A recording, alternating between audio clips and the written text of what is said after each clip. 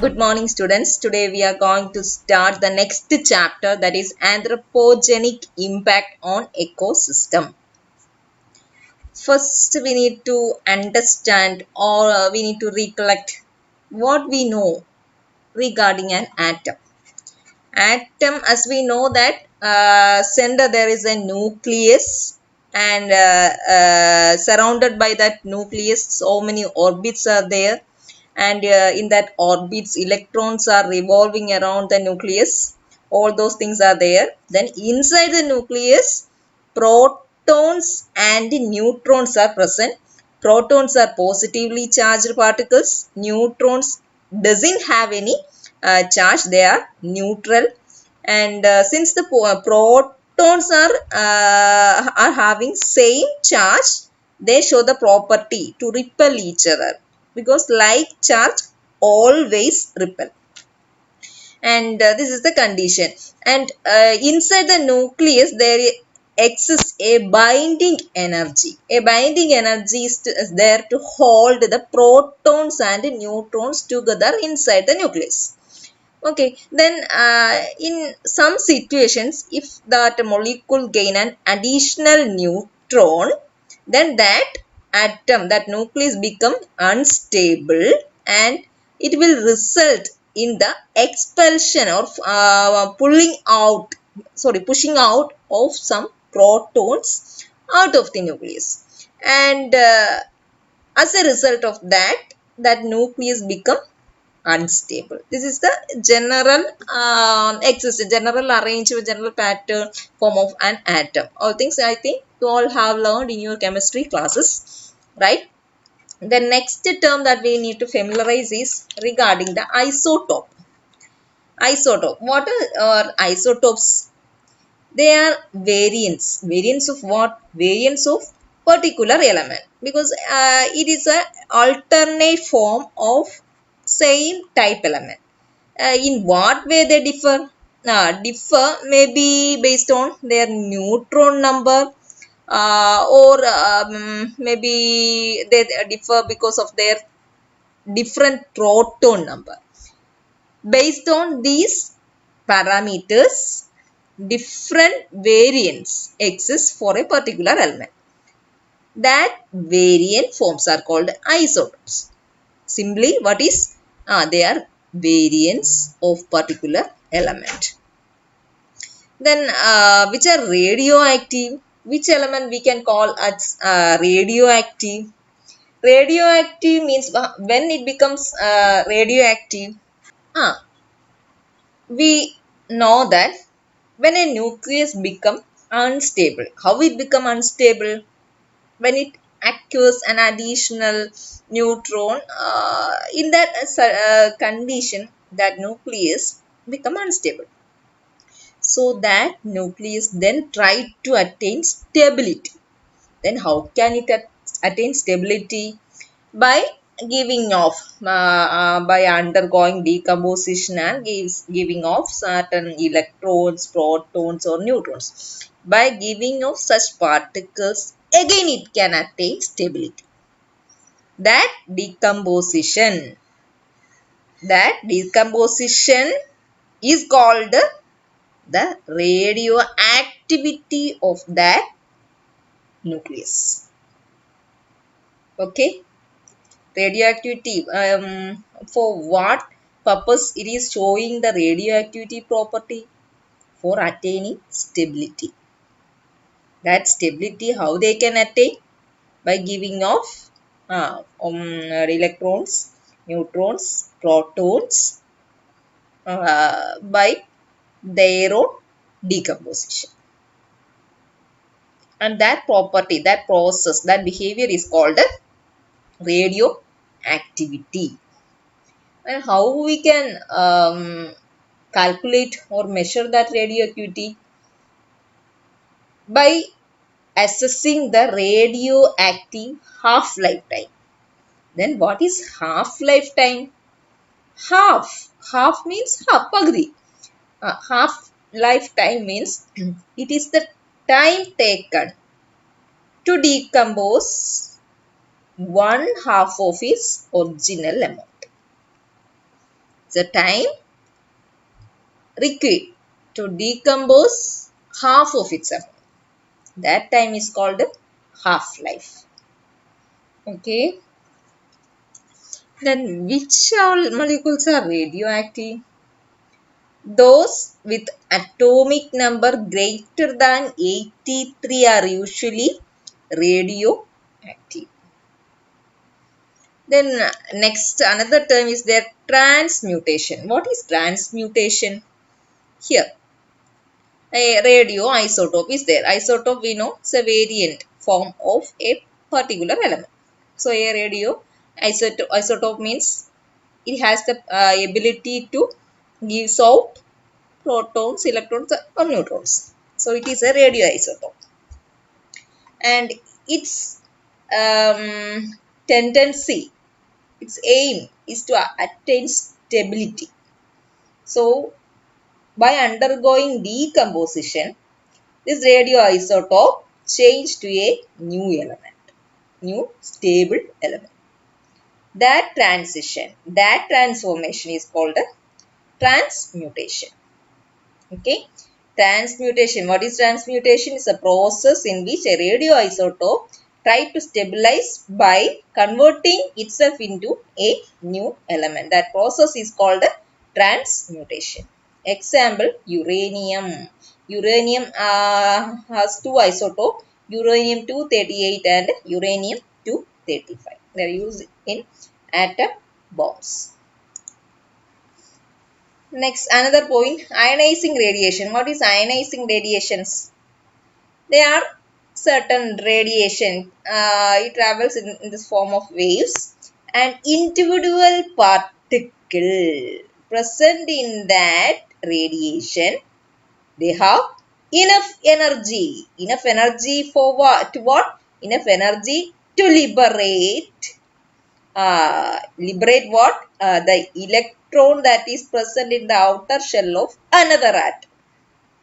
By liberating or pushing out the electron from outer shell of another atom, this radiation change this atom to an ionized form without raising its temperature, ionizing temperature.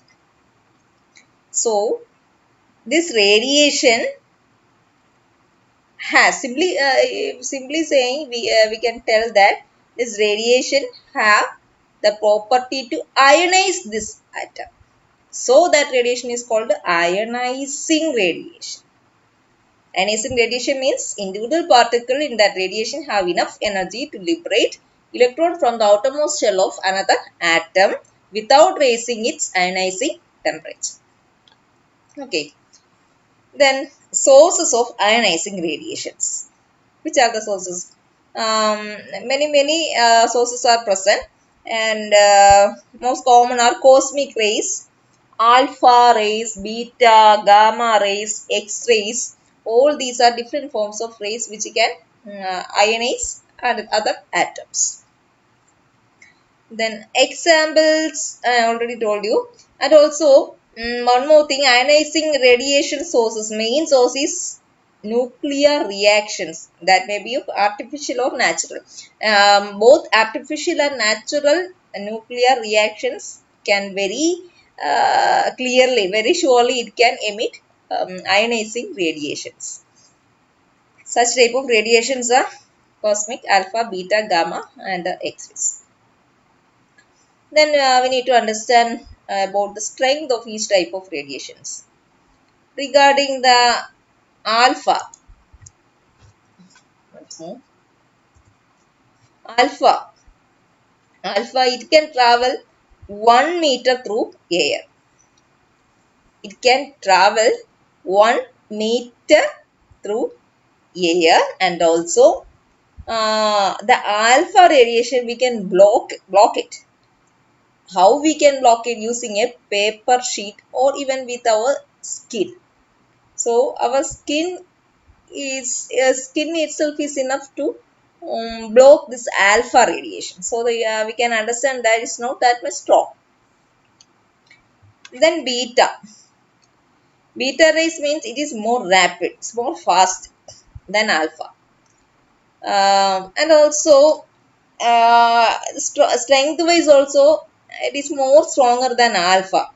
A couple of meters it can travel, and for blocking this beta we need clothing or glass or some aluminum partitions are required. Then gamma, where is it? Gamma rays, it includes the X-rays. Gamma X-rays also is a type of gamma ray. X-rays, radio waves, they can pass several centimeters of concentration and several meters, and it is most powerful, more strong radiation.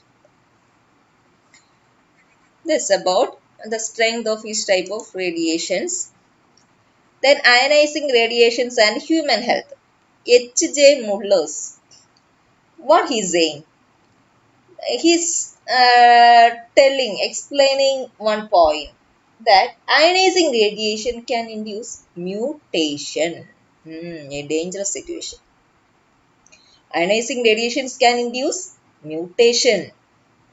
Example, X-ray. X-ray can induce mutation. X-ray can cause. It causes mutation in Drosophila melanogaster. Through mutation, a sex-linked mutation is happened in Drosophila melanogaster because of irradiation of X-ray. That's a proof for that statement. Then how that mutation is happening?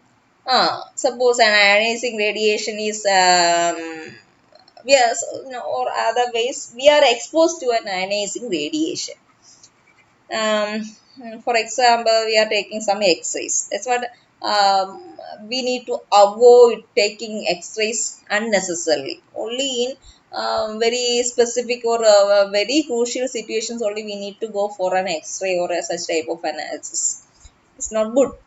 So, whenever when our body is exposed to any type of ionizing radiation, that radiation is reaching to our cell. Here, a muscle cell is taken as an example.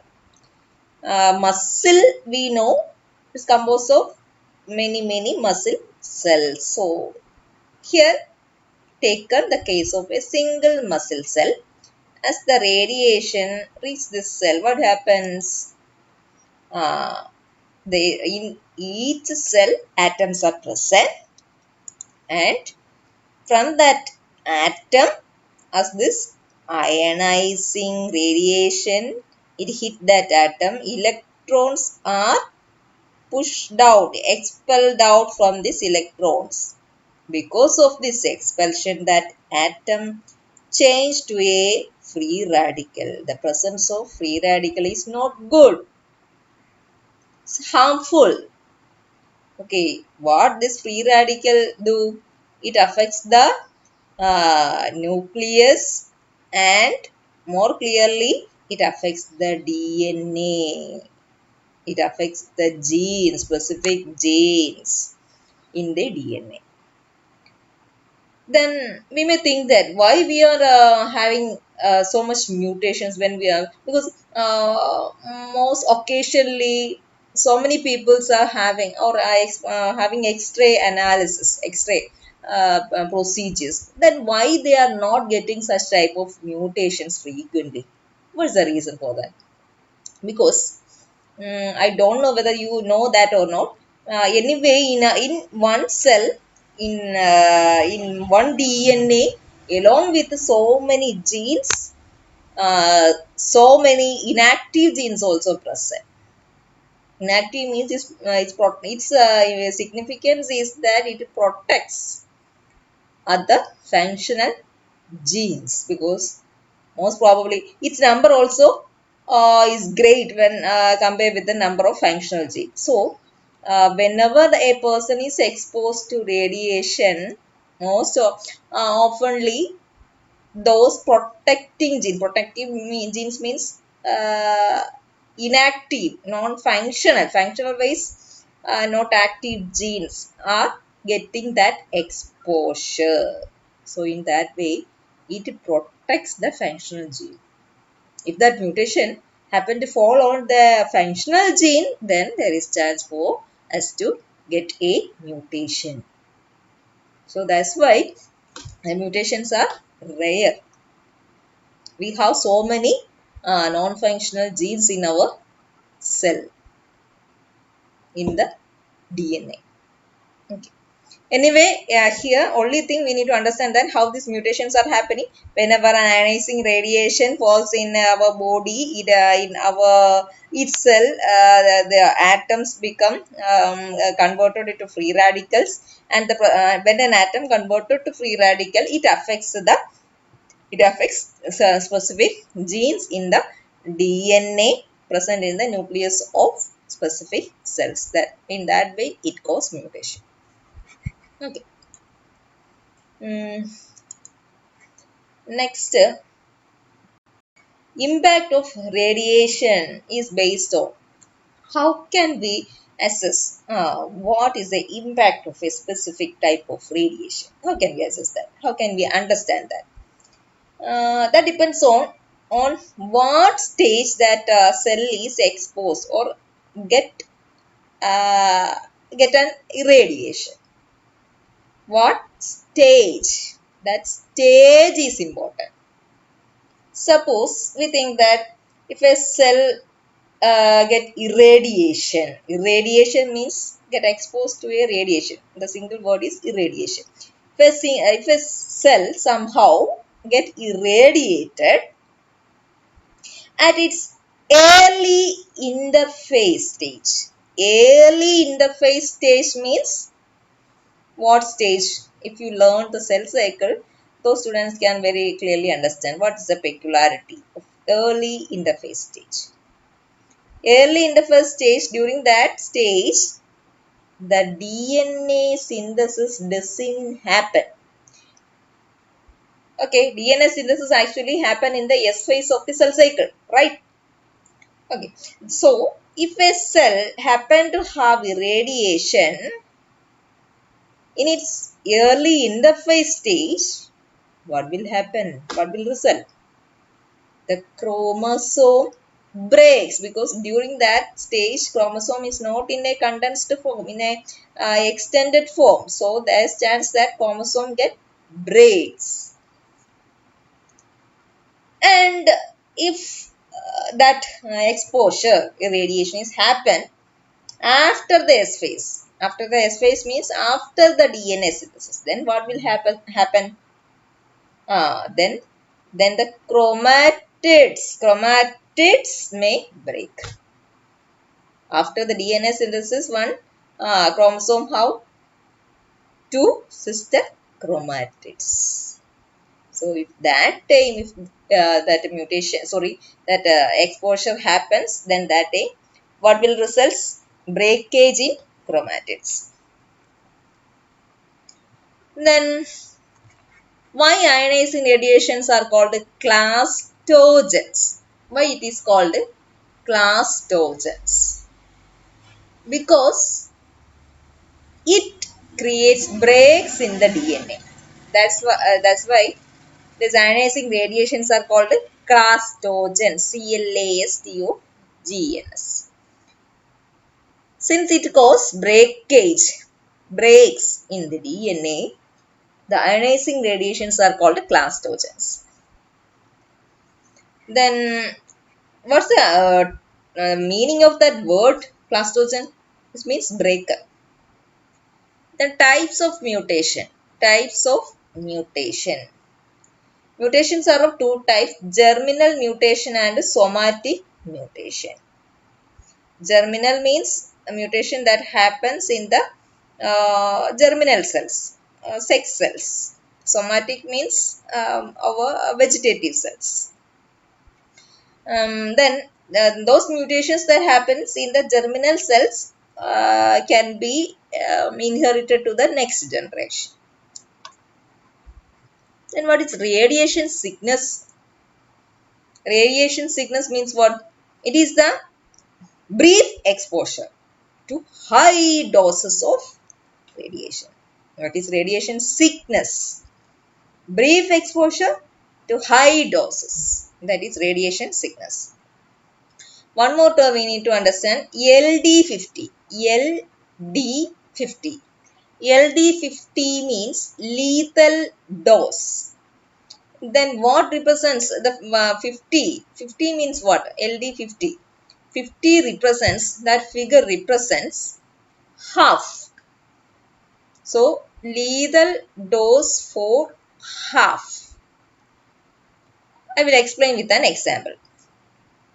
Suppose in an area there are 20 pest flies are there, and we are going to apply some pesticide.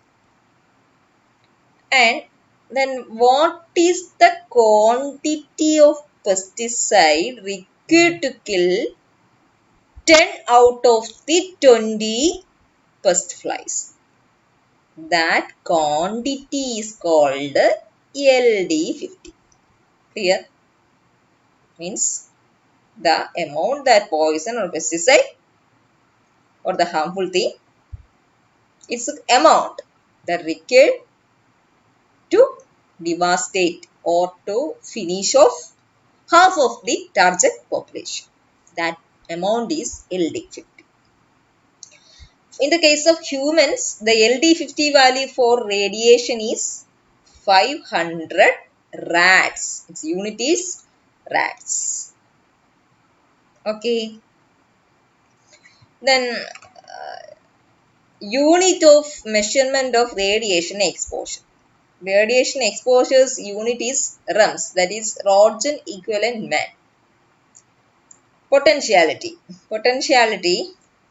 If we are exposed to 1000 to 1 million REMS, then it is lethal. That may lead to the death of that individual. But if we are exposed to only a 10 to 100 REMS, it is moderate. Moderate means don't think that its effect is very less, because that even that level exposure itself is enough to cause cancer and birth defects. So that's also, even if it is moderate effect, that is very critical. It can cause cancer and birth defects.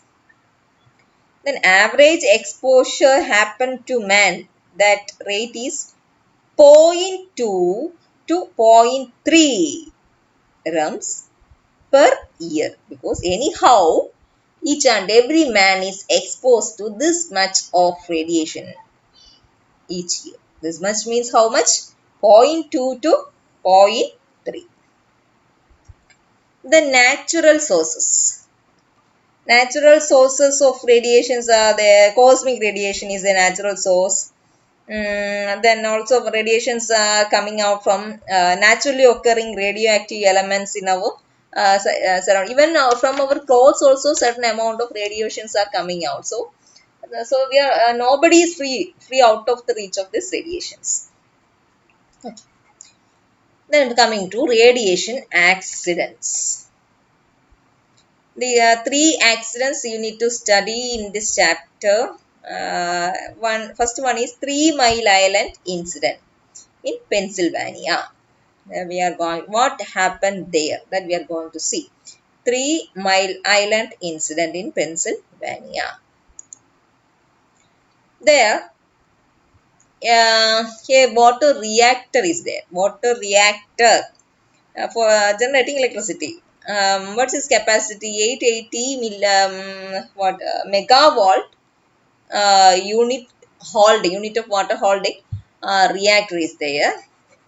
And as the reactor works, so much of temperature will build up inside this reactor, and for reducing that temperature there is a feedback system of water.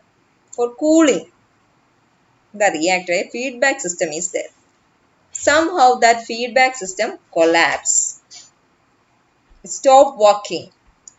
When as a result, temperature inside the reactor rises and the fuel inside the reactor melts down. Because of that melting down, radioactive products released into the air. That is what happened in the 3 Mile Island incident. Okay, as a result of the incident, what are the situations emerged there? No immediate casualties, no sudden death reported during that time, but 220,000 people are evacuated.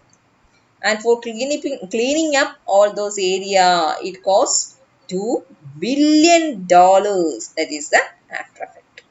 Second is Chernobyl accident. It happens in Soviet Union in April 25th, 1986. And how that accident happened, that we are going to see now. Missions prepared to test the backup cooling. This is the Chernobyl nuclear power plant. During its safety measure inspection, this accident took place. System in reactor number 4, but the routine safety drill went horribly wrong. A nuclear reactor is like a giant steam engine. Uranium fuel rods react to produce a massive amount of heat. That converts water into steam, which drives huge turbines to generate electricity. And regarding the working of this nuclear power plant, uranium rods are here, and as a result of its fission, immense heat is generated. And using that heat, the water is converted to steam, and that hot steam passes through the turbine and generate the electricity. This is the internal arrangement as a working, and also along with this, to control the temperature heating up of this uranium rods, there is some control rods also there, that is inserted in between the uranium to prevent it from overheating. Okay, that's why we're going to see that. Control rods are inserted in between the uranium to slow the reaction. And it's crucial for cooling water to be pumped around the core to prevent overheating. But as the test began, almost all of the control rods were removed, and technicians lost. As that safety checking process goes on, that persons concerned with that security checking forgot to insert this control rods properly. Lost control of the flow of coolant. Temperatures soared, and extreme heat began. So temperature rises up immensely, and finally the whole reactor explode and results in the release of that very toxic, the harmful radiations to the environment, to the outside. And to melt the core. At 1:23 a.m., Reactor 4 exploded. It spewed 8 tons of radioactive debris into the atmosphere.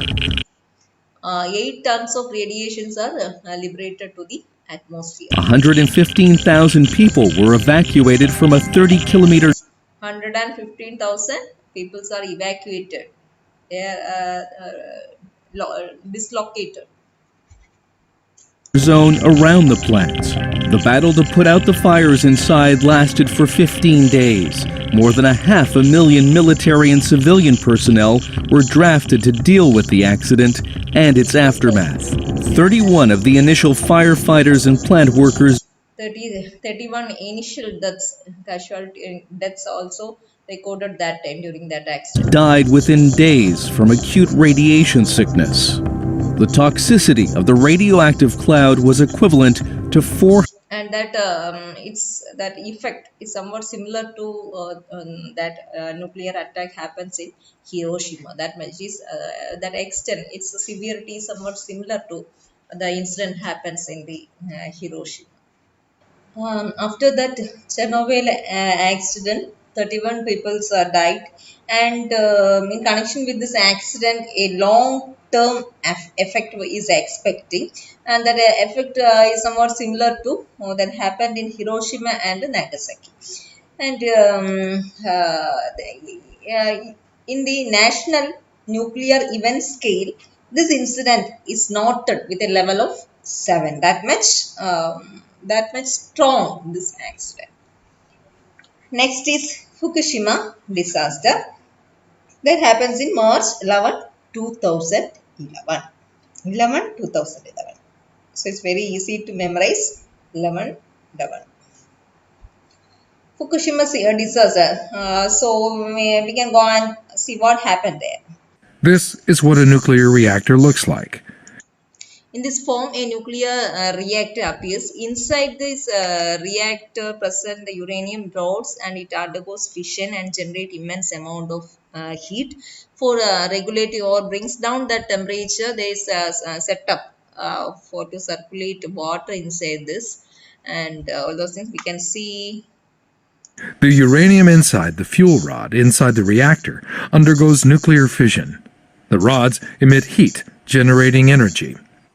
Usually water cools them to maintain their temperature at 270 degrees Celsius. But if the cooling fails, the temperature could rise to over 1200 degrees. This temperature is hot enough to If sometimes if the system inside the system is failed to bring down the temperature, in that immense high temperature the fuel rod may melt and may result in the complete collapse of the entire system. So there should be some security arrangement to bring down that internal temperature.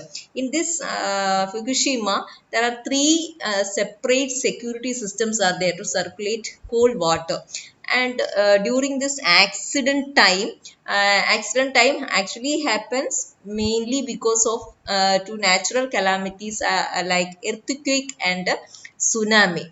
As earthquake happens, then first two generators stops working. The two generators means they are concerned with pumping water to circulate through the nuclear reactor to bring down its temperature. That two stops. Then finally a third system also there, but what happens is that it cannot manage to bring down the temperature to the required level that we can see. Along with that also I will explain to you. melt the fuel rods.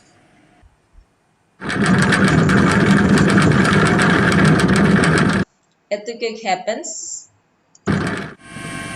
When the earthquake hit, the first safety system to prevent a meltdown was activated.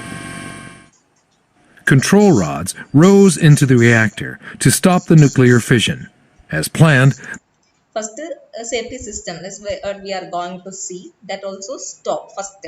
the reactor stopped operating. But the fuel rods were still hot. Water should have been circulated to cool them down. However, this didn't happen because of a power outage right after the quake.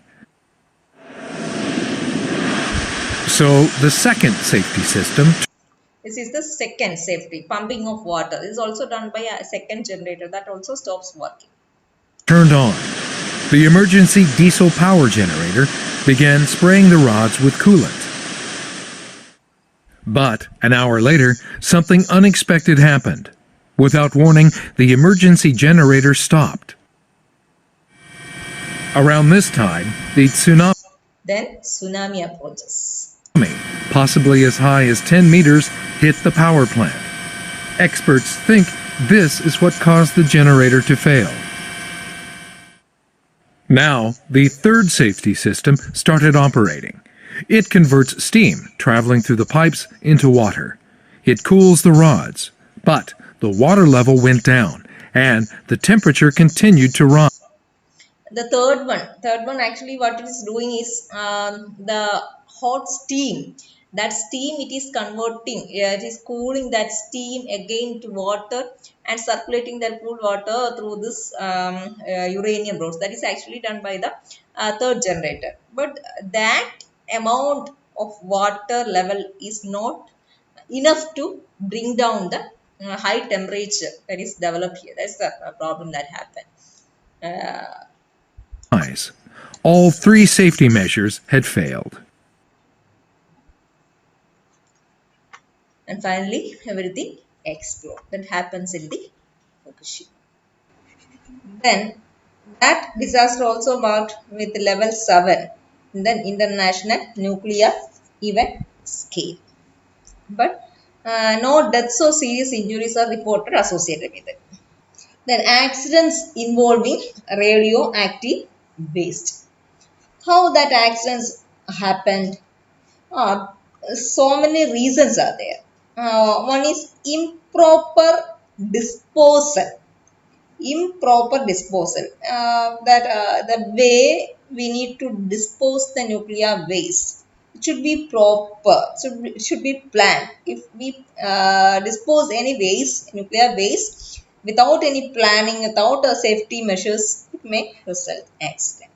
And also maybe due to the defect in the way we transport it. Defective transport also another reason. And simple abandon means very carelessly we are throwing the waste somewhere, nuclear waste somewhere, without giving proper safety measures or attention. That also results in that radioactive waste related accidents. um, these are the main reasons. Then example for such events, because in Soviet Union there's a Lake Karachi, and in that lake so huge amount of waste are stored, and as a result of a dust storm that happened over that area, that waves are blown over a large area. So much area get exposed of this nuclear waste. That happens in Lake Karachi. That's an example.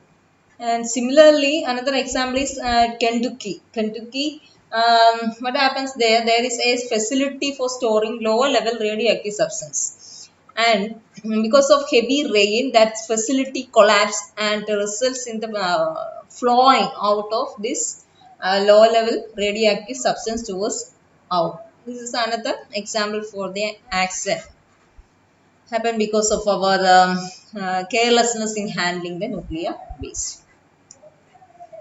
Then radioactive waste disposal. First, source of radioactive waste.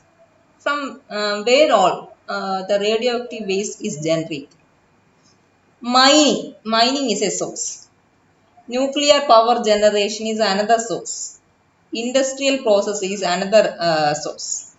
Then medicines, research, all these will generate some amount of radioactive waste.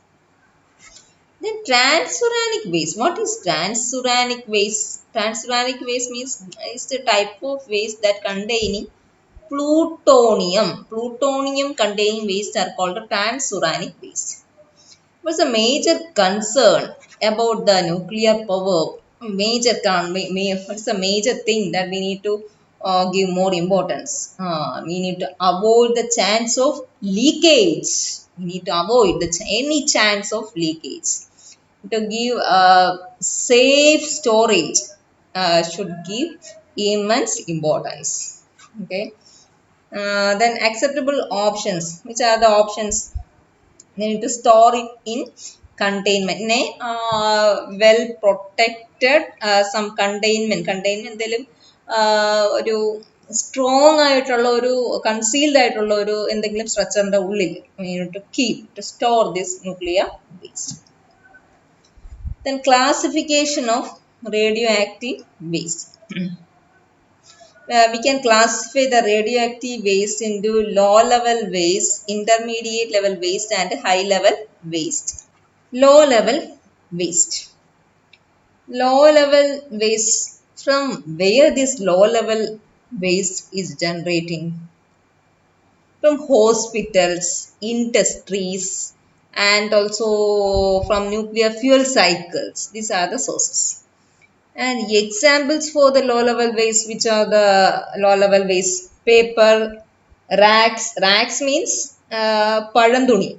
Then tools, clothings, filters, all these are examples of low level waste. Then how we can dispose this low level waste? First thing we need to do it to reduce the volume. Reduce the volume means we need to sort out those that is radioactive and which are not radioactive. In that way we need to sort out. And When it is fully sorted out, then the volume is reduced so much. But the concentration of radioactivity is more than. Why? Because initially in a huge bulk, uh, then that time if we consider the radiation amount, it is very less compared with its quantity. Similarly, after as we finish the sorting out, its quantity is very less, but the radiation, that radioactivity is more when compared with the unsorted thing. Okay, then intermediate level waste. What is its nature? It requires shielding.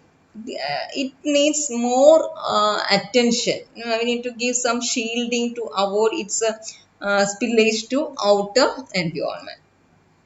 Examples for intermediate level waste are resins, then chemical sludge. Sludge means chili, chemical sludge. Then some metal reactor nuclear fuel cladding. Cladding means a layer that is given as a protective layer for metal reactor nuclear fuels.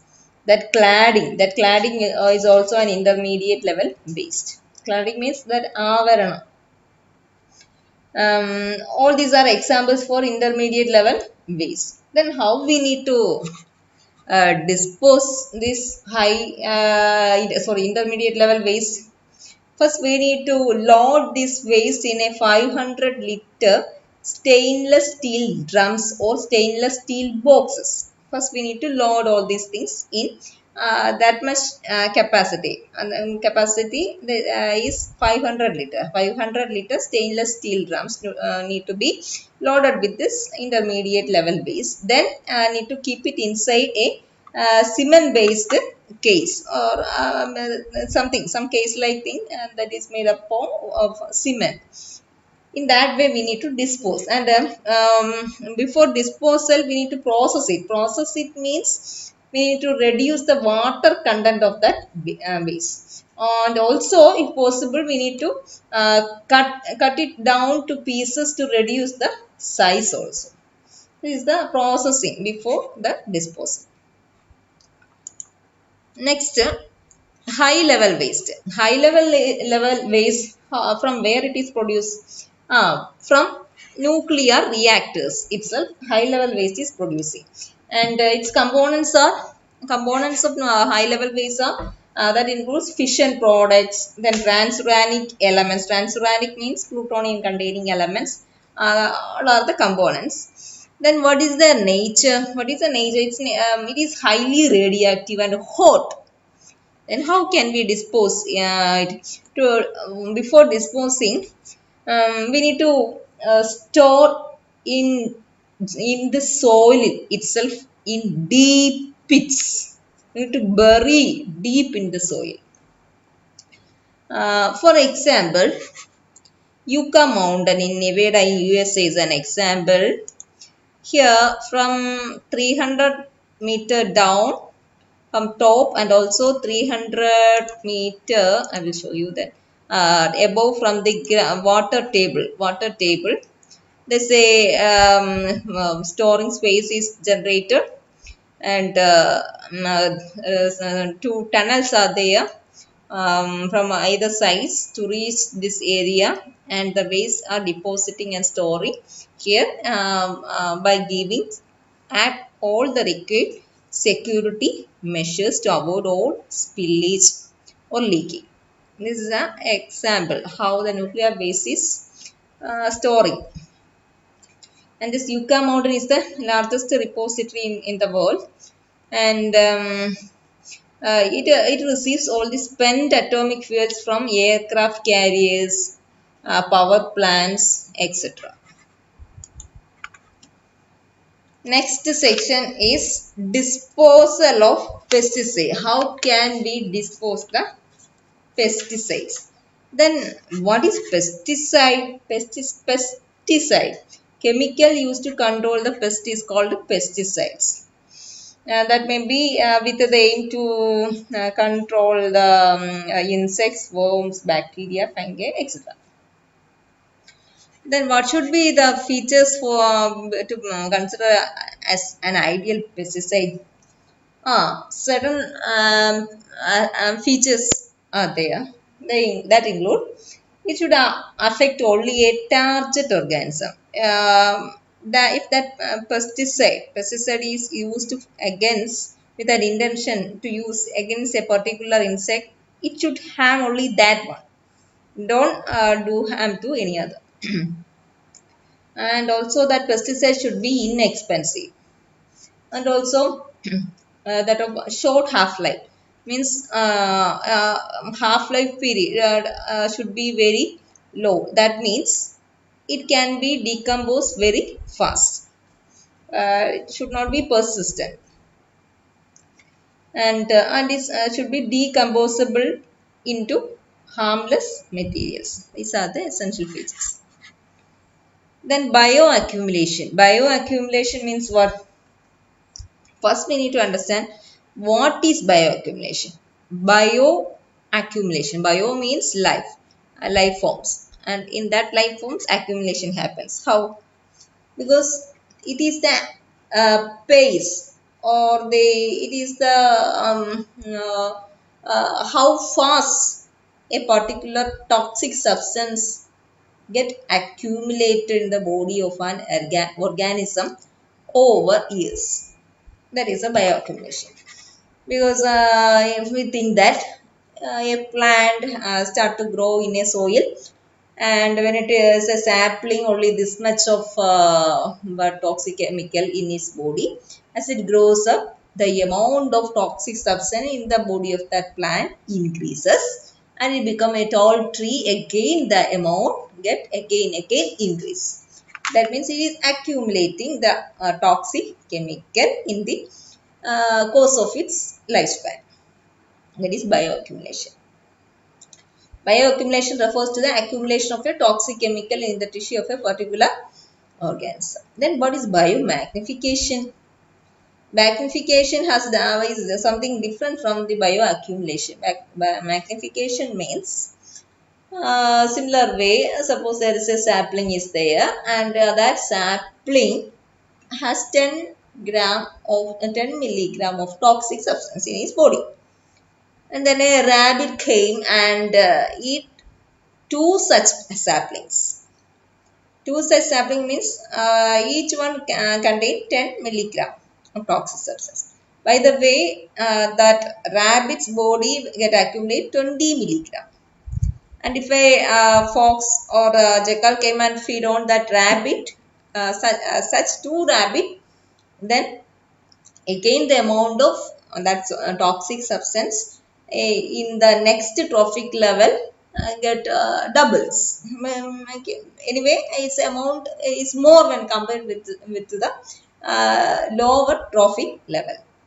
So magnification is the increase in the amount of this toxic substance amount as we go along a food chain. Those that organism that stood in the top carry the high amount of that toxic material. That is biomagnification. There's a difference, bioaccumulation and biomagnification. So that pesticide, if that pesticide is a persistent pesticide, because its half-life time is more, then it may cause bioaccumulation. Okay, correct. And also may lead to biomagnification also. When these two things happen, that pesticide is a persistent pesticide. Then which all things we can consider as the waste of pesticides? That includes empty containers, then excess unused mixers, then leaked pesticides. All these things can be considered as waste of pesticides. Then we are going to learn about different types of pesticides. DDT, first one. What is its purpose?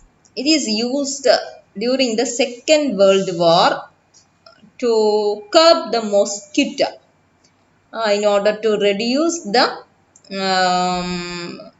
cases of malaria and yellow fever. That was the purpose for the use for the application of DDT for the first time, and also to control the testis fly population. TSE, testis fly. It is first synthesized by Settler in Switzerland in 1874. Regarding its chemical properties, DDT, pure DDT is colorless, and also it is crystalline powder like, and its melting point is 108 degree Celsius. Boiling point is 260 degrees Celsius. It is insoluble in water, but it's soluble in organic solvent like acetone, benzene. And what happens if it enters in the food chain, food of a herbivore? It gets stored in the fat of that organism. The fat deposition of that organism stores this DDT, and it remains there as a persistent organic pollutant, and may lead there's more chance to have biomagnification and bioaccumulation. But considering and by after understanding its deleterious effects, it is banned after 2001 Stockholm Convention. The objective of the Stockholm Convention is to protect human health and also the environment from persistent organic pollutant. As part of it, this DDT is banned. Then what all things constitute DDT waste? Absolute DDT stocks. Absolute means all the stocks. And also liquid DDT diluted with a solvent. That also is a waste. Then solid DDT diluted with the inert materials. That also another source of DDT waste. And the equipments that we are used for applying this DDT, that includes the spray pumps and also the shelves that we use to store the DDT. All those things are the waste things that come under this category. Category means the DDT waste. Then disposal. Disposal means we need to dispose in a safe place away from the residential area or away from the water bodies. And also we need to dispose it in deep holes in the soil. And also regarding the disposal, there are certain forbidden do's and don't do's. That means we should not flush it in a toilet or don't throw it in a drain. Drain means drainage. Don't put it in trash can carelessly, or don't dump it in a landfill without proper digging. It's about DDT. Then endosulfan.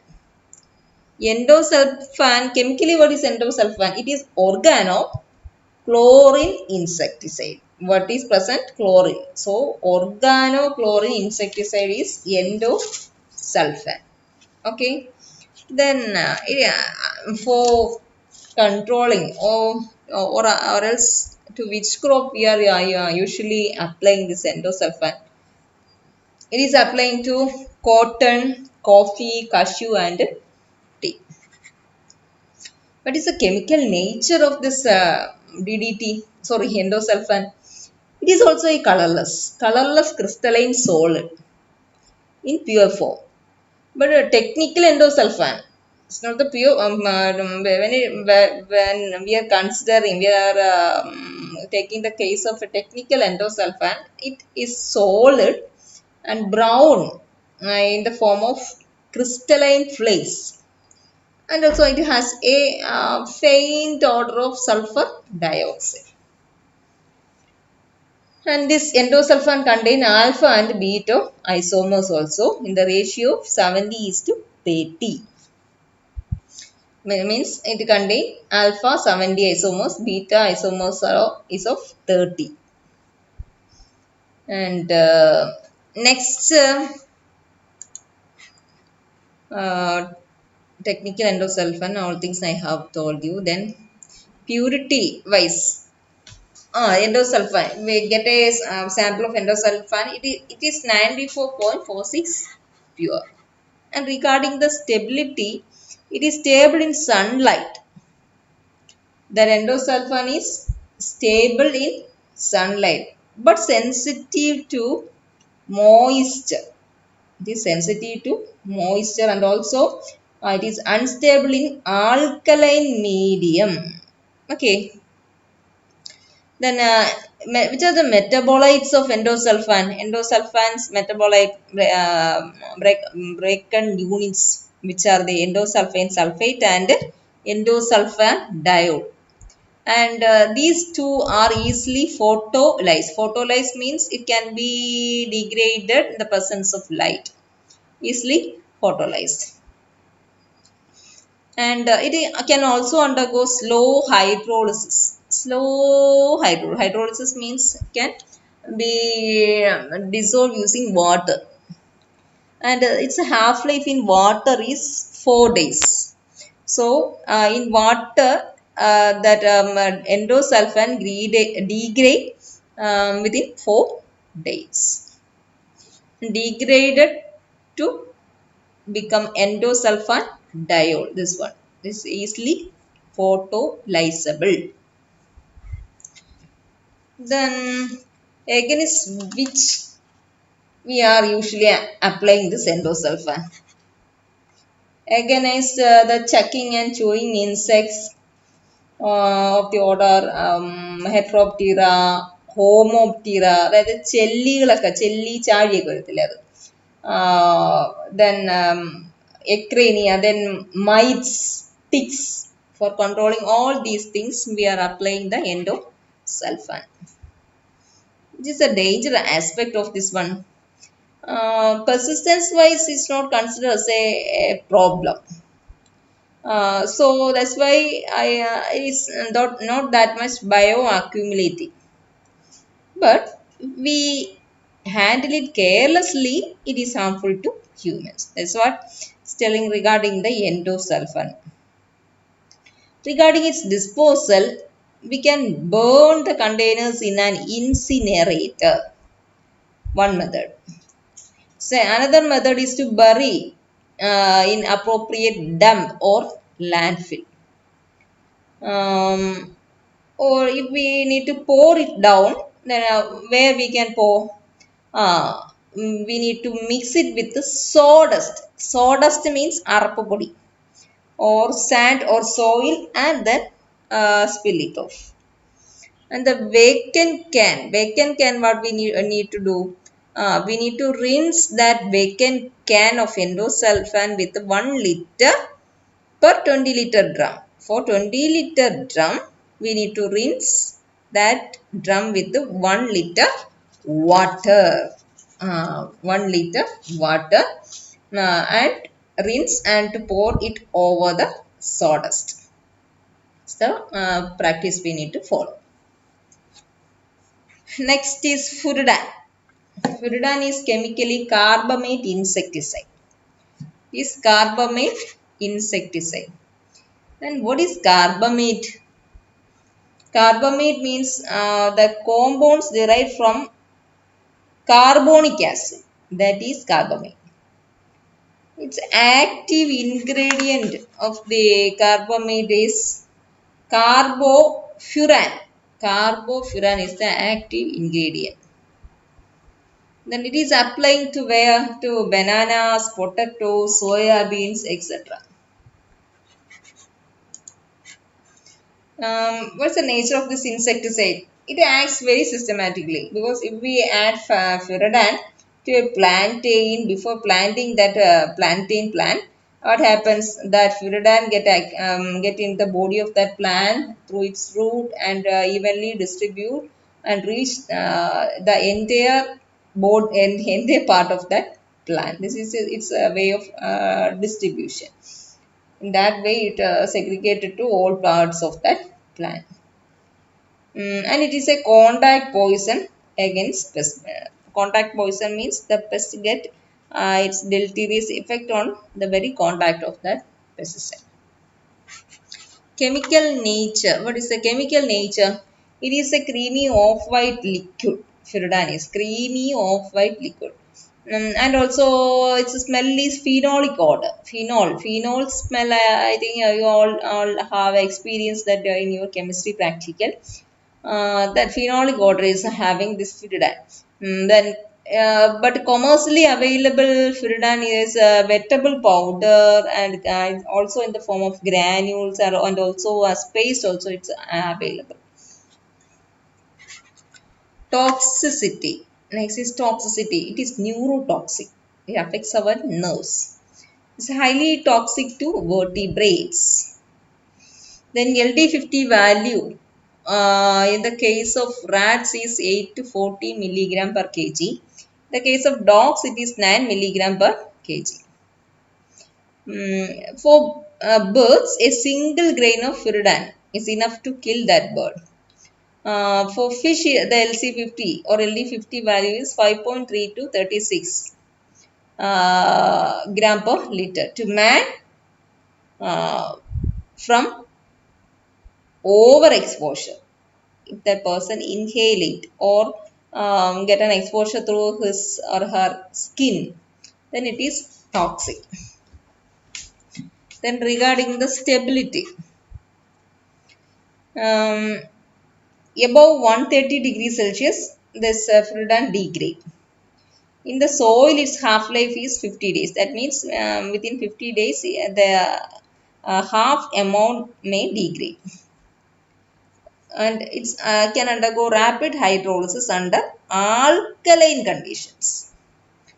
And it is stable in acidic pH. Soil degradation happens by chemical hydrolysis and also by microbial process, by microbial action. Then disposal. Or the open dumping need to be avoided. Better thing is to incinerate it and or we need to approach the suitable agency or else we need to rinse thrice before disposing the vacant can. This is the methods we need to adopt while disposing the Furidan can or its excess amounts. Insect repellents. Insect repellents means what? Any substance that are discouraging insects called the insect repellents. Usually we are applying insect repellents to skin or clothing or other surfaces.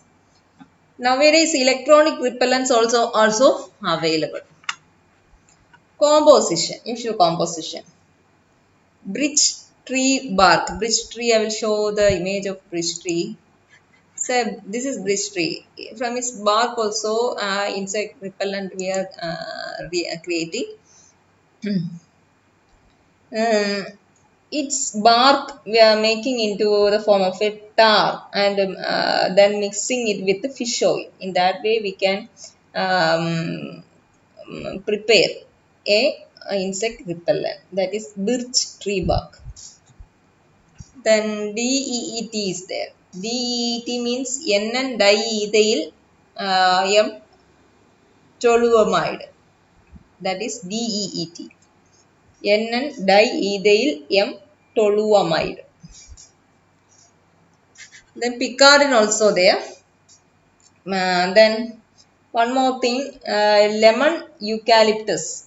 From that lemon eucalyptus, it's essential oil. Essential oil that it contains an active compound paramethane 3,8 diode. That also an insect repellent. Then regarding some more points about DEET. is efficiency. We can repel mosquito sticks, then biting flies, all those things. In what all forms its availability in the form of lotions, creams, and gels. Then what is the risk factor? Because it affects the central nervous system enzyme acetylcholine esterase. As by affecting this enzyme, it affect the insects and also mammals. Acetylcholine esterase is an important enzyme that helps in the impulse conduction in the nervous system. Okay. Then general precautions that we need to follow while disposing the insect repellents. This means we need to keep the waste, whatever waste, inside the original container itself. Then we need to wrap that container with the newspaper. After wrapping with the newspaper, we can dispose it inside the big plastic garbage bag. That way we can dispose it. Don't reuse the empty bottles, and also don't throw the empty bottles into the garbage bin. It is not good. Next, electronic waste. Electronic waste is otherwise called e-waste. So the examples for electronic waste includes the obsolete computers, then printers parts, copier parts, damaged mobile phones, damaged televisions. All these come under the e-waste. In what way that e-waste are generating? Because technology is advancing year after year. So, with the advent of new technology, all the old ones turn obsolete, and that may become an e-waste, may fit in the category of e-waste. So that's in that way, the amount of e-waste is growing in a fast pace nowadays. The recycling of e-waste is very risky. What's the risk factors? Because great care we need to take while disposing the e-waste, because there's chance for getting the exposure, and also some this exposure may cause some irreparable damage to the atmosphere. E-waste management. Why this e-waste pose so much threats? Because e-waste can cause severe environmental damage because of the use of many toxic materials during its manufacture. That toxic materials means lead is there, mercury is there, hexavalent chromium is there. These are all very toxic. All these substances are using by the generation of this electronic equipment. So that's a great problem. Then methods of recycling of the e-waste. Landfilling is a method.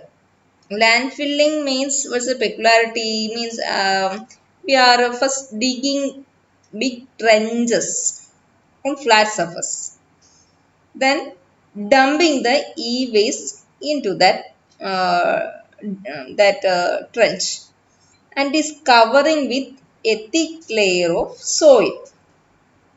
Okay, and with the advent of modern techniques, some additional facilities like a liner also applying over. Liner means it is made up of plastic or clay, that also applying in the it's also applying over that soil filling, and along with that a leachate collection basin also is arranged along with that.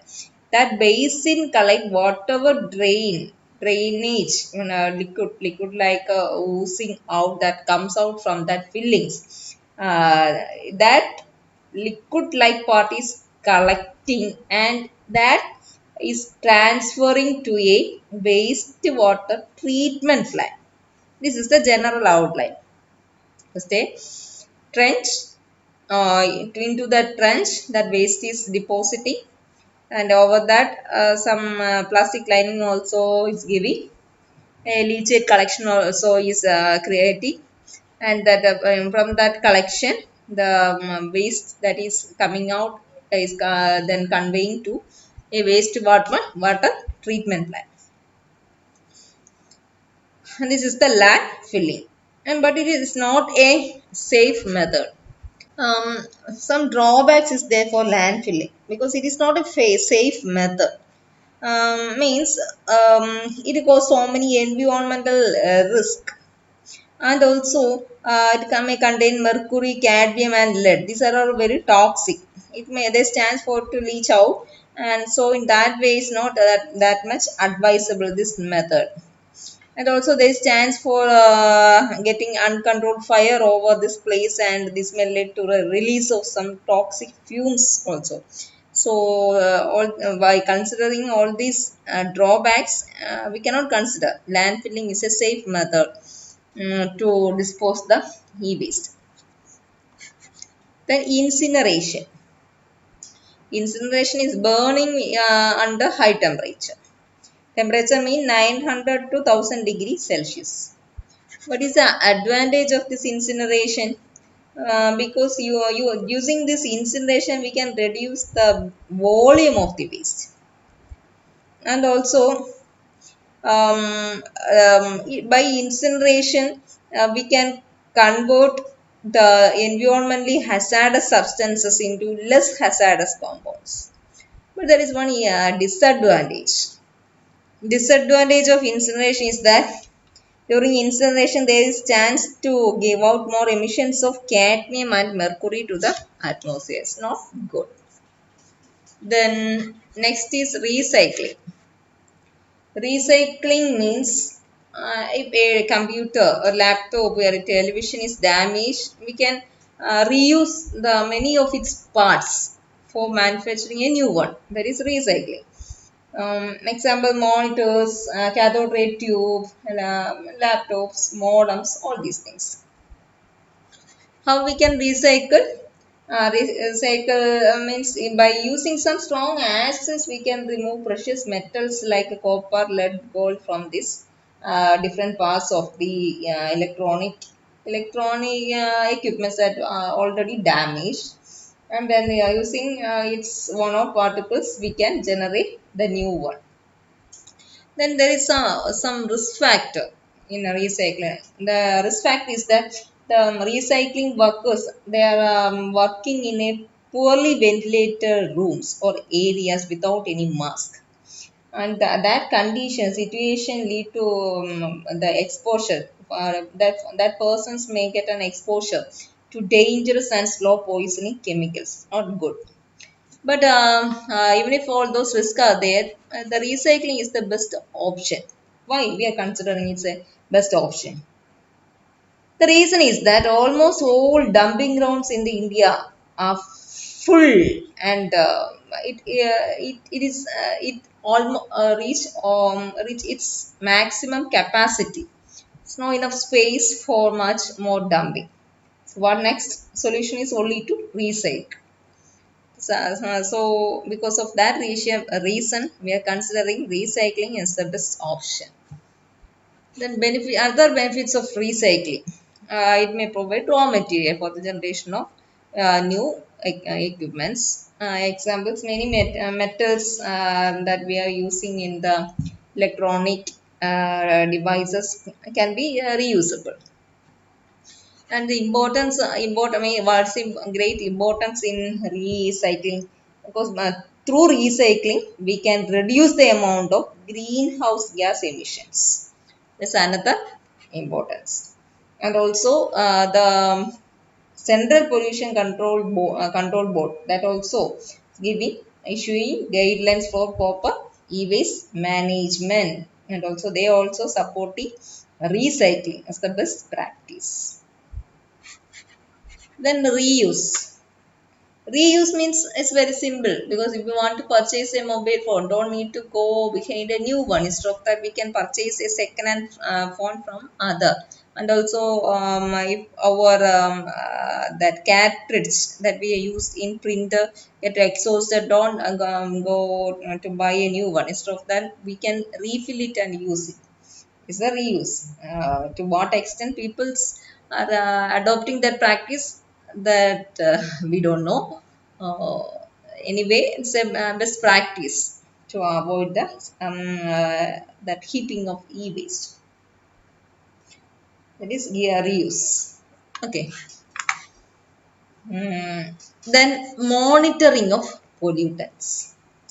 How we can assess, how we can interpret or understand the pollution status that we are going to see now. Common methods to monitor air pollutants. First method is paper tape samples. Paper tape samples. The name itself it means that paper tape. A tape is there. A roll of paper tape. It is impregnated. Impregnated means it is coated with a particular substance, like some chemical, and it is dried. And that dried impregnated paper tape is suspended using some mechanical unit.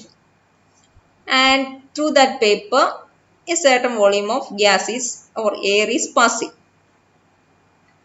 After passing a known volume of air, then we are removing that fixed tape and analyzing that tape to assess how much pollutant caught inside that tape.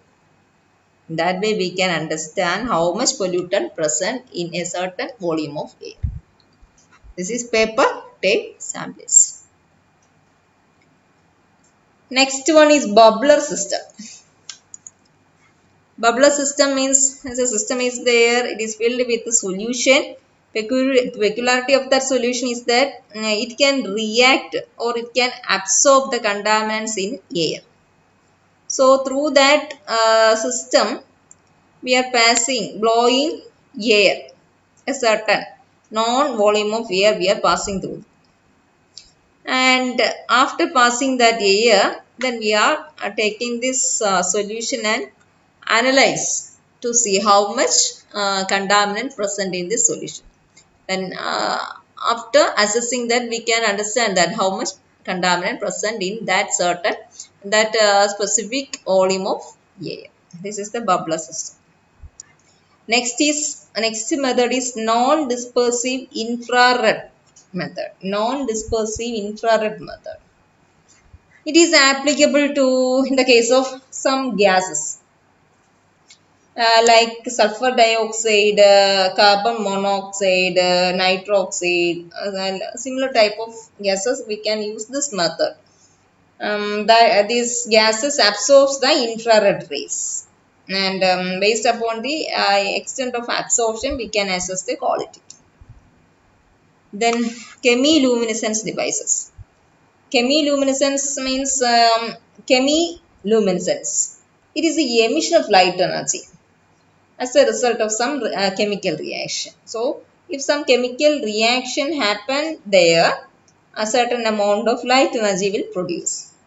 And with the presence, by assessing or checking the presence of that light, we can understand whether that gas is present in that atmosphere. Example, reaction between nitrogen monoxide and ozone is an example. When these two gases are present together, because of their reaction, light energy is generated. Then we can, to a certain extent, we can understand that these two gases are present. Fluorescence monitor. Fluorescence monitor works with the principle of fluorescence. Fluorescence, what is the principle? Because we are giving a certain wavelength of light, and after absorbing that wavelength, and whatever particles, whatever molecule is absorbing that wavelength, it get excited and retain in that excitation state for some time, and then gives out a wavelength with a different different that wavelength is entirely different from that of the incident wavelength. Then understanding that difference, we can we can assess or we can tell that which molecule, which substance, which gas is present in the medium. Usually, we are using fluorescence method to assess the presence of sulfur dioxide. More sulfur dioxide is present, then that much difference may happen in the wavelength of incident and emitted wavelength. Okay, I think it's clear.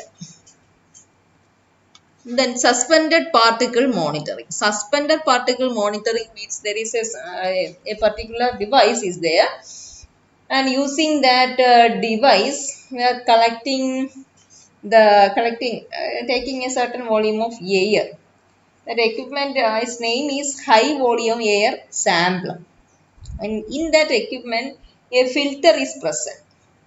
After taking a certain volume of air, and after that we are remove that filter and check how much dust particles got in that filter. Then we can understand how much that air is contaminated with the suspended particles. That's a suspended particle monitoring methods. Then we are going to physical monitoring. Physical monitoring, mainly we are monitoring the temperature of water medium, that we are oftenly done, because what's the significance is that if the temperature of the water medium goes too high, it may affect the existence of that ecosystem. So it's very necessary to monitor the temperature of a water medium. Its importance. So many fish populations, most of the aquatic organisms, all are sensitive to temperature. So thermal pollution we need to control and monitor. Sediment and turbidity. It is an important parameter that help to understand whether the water is contaminated, polluted or not. Turbidity mainly happens because of the accumulation of more contaminant particles. The water also become very cloudy, because as the amount of contaminants is more, the turbidity of the water medium also may increase. So that's a good parameter to understand the pollution. The electronic conductivity. Conductivity means it's a measure of the ability of water to pass electric current, and that also have some connection with the presence of particular matter in water, contaminants. Then if more contaminants are there, and also that contaminant should be electrically conductive, then the conductivity value of water also may high. The conductivity value for distilled water is it falls in the range of 0.5 to 3 microsiemens per centimeter. In the case of river water, it ranges from 50 to 1500. Then in the case of streams, it is the streams that support fish is range between 500 to 1500. Next, we are going to see the chemical monitoring. So many measures are there. First one is biological oxygen demand. As it starts with biological, it means the process entirely depends on biological organism, that is microbes.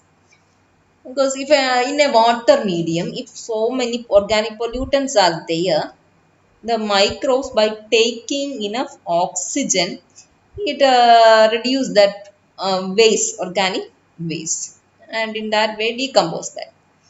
So by assessing how much oxygen is taken up by the microorganism, we can understand how much that water system is polluted. If more oxygen is used up, then we can easily tell that contaminant level is more. If less oxygen is used up, then the contamination level is very low. And how we are doing this method?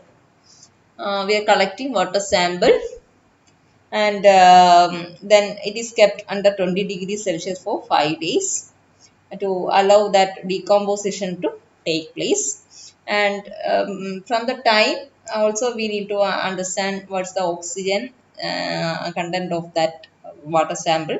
And after that 5 day also we need to recheck the oxygen content. Then we can understand the change in the oxygen amount, and based on that can understand the pollution status of that water sample. But according to the temperature or temperature parameter of different area, tropical and subtropical belts, the number of days that we need to keep that water sample for understanding BOD is different.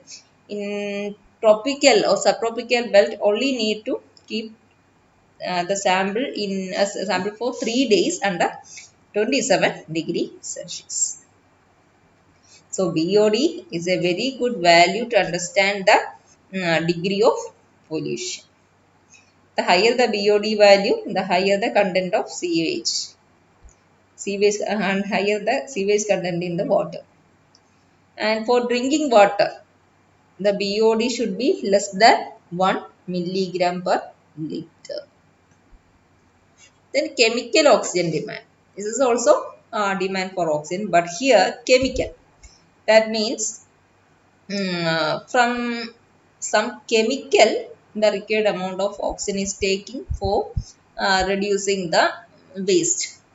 Chemical is usually potassium dichromate. It provides the oxygen, and by using that oxygen, the contaminants are decomposing. That is chemical oxygen demand.